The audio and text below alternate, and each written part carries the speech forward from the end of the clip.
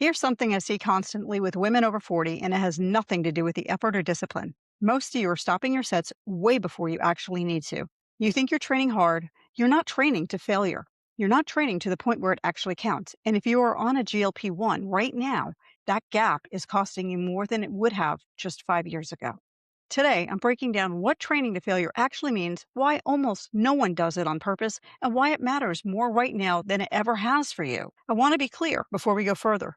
This isn't about you not trying. Most women I work with are showing up, putting in the time, doing the workout exactly as written. The problem isn't effort in the room, it's that nobody ever taught you what the last few reps of a set actually are supposed to feel like.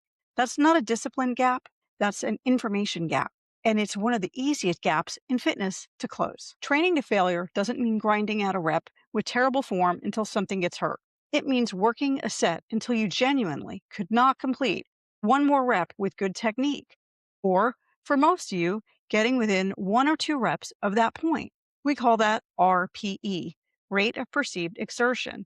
An RPE of 8 means that you have about 2 reps left in the tank. An RPE of 9 means that you have 1. Here's the part almost nobody realizes. If your program says 3 sets of 12 and you stop dead at rep 12, because that's the number on the page, most of you could have actually done a 13th rep right then, maybe even a 14th. That number was never the whole instruction. It just told you when to stop counting, not when to stop trying. There are a few reasons this happens so consistently. Some of you were taught years ago that lifting heavy or working hard would make you look bulky, a myth that still shapes how much effort feels like it's acceptable to give. Some of you are nervous or in heavier weight because nobody's ever coached through what safe, hard effort actually feels like. And some of you are simply just following a program that hands you sets and reps, but never tells you how hard those reps are actually supposed to be. The effort behind the number was always the other half of the instruction, and it's the half that most women never got taught. If you're on a GLP-1, this gap matters more than it used to.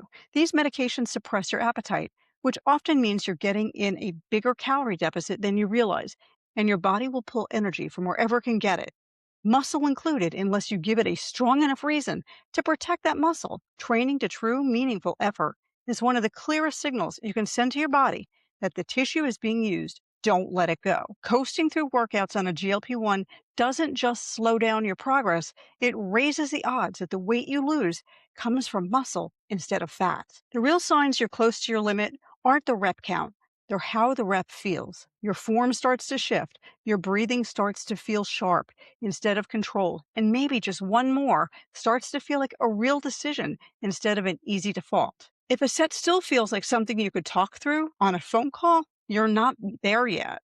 If your form falls apart to grind out one more rep, you went one rep too far. That's your actual failure point, and it's exactly where you should stop. Now, this doesn't mean maxing out every workout.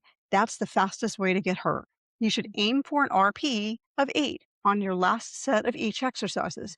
1 or 2 reps left, form still intact, and save true all the way failure for low risk, single joint moves like a bicep curl, not a heavy squat. Add a little weight or a rep or two every week or two, and that effort starts to compound fast. If you take one thing from this video, let it be this. The number of reps on the program was never the whole plan. How hard those reps were supposed to be was always the other half, and now you know it.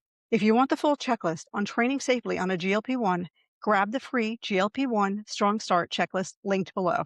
I'll see you in the next video.